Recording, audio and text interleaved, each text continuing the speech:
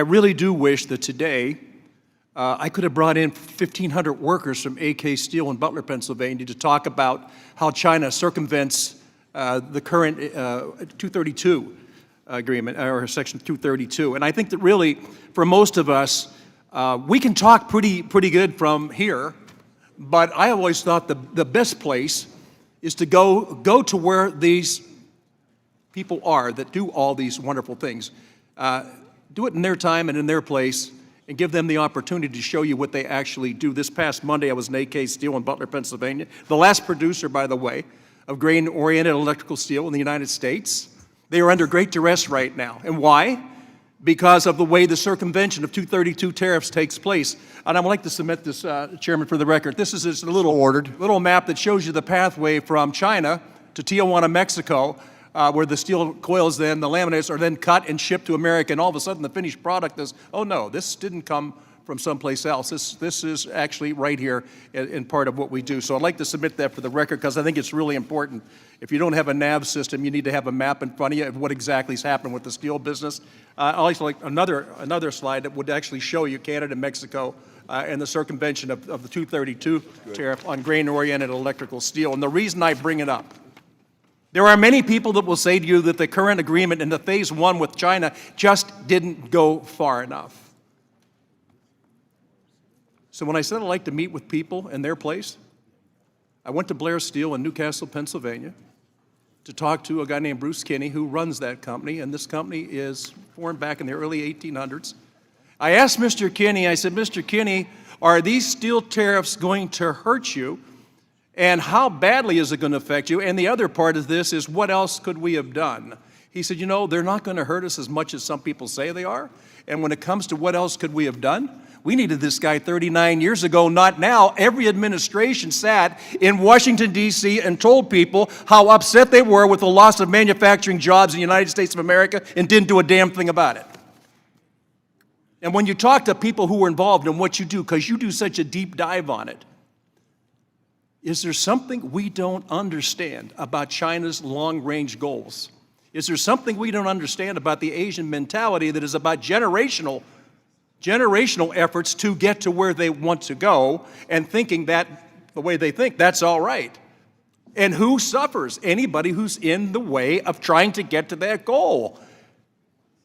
And yet we sit here today and we say this phase one deal didn't go as far as we would have liked it to go, and we should have worked with others.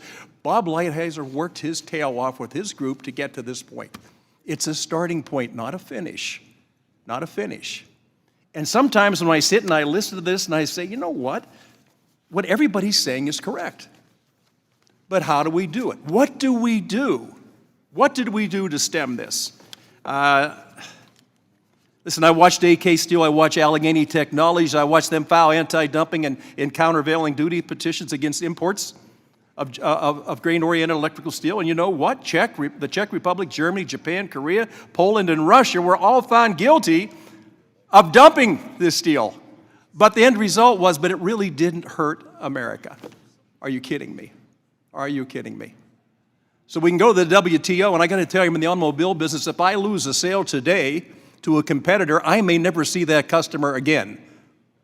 I want you to walk through the communities that I serve and that I represent and look at shuttered factories that have not come back to life. I want you to see neighborhoods that have been destroyed and are falling apart, schools that are now shuttered and falling apart, and it's all because nobody stood up to China and other bad actors around the world. And I want to tell you, if they're our allies, if they're their friends, allies and friends don't treat the greatest country in the world that's protected them the way that we're being treated. So I thank all of you for being here today. And you know what? This is one thing we can never walk away from. We can never say it's good enough. It's not good enough, and we've got to keep fighting for it.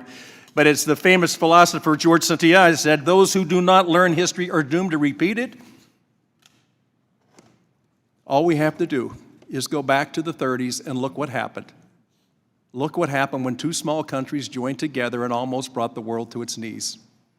Look what happened in World War II. Look what has happened to America over the years. We are the greatest country in the world. We are the most forgiving country in the world. We are the most generous country in the world. But we can only maintain that when we have the economic strength to do it.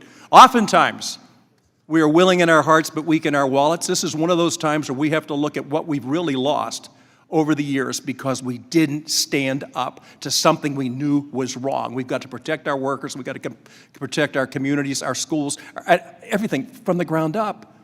And we've sacrificed it. And my question, I don't understand, why in the heck did we watch for 4 decades this loss of jobs and say, I think it's going to be all right? So for my friends and the workers in Armco, AK Steel, in Butler, Pennsylvania, I said, do not give up. You are the last producer of electrical steel in the United States, and as much as we have not talked about the electric grid in this country, we better wake up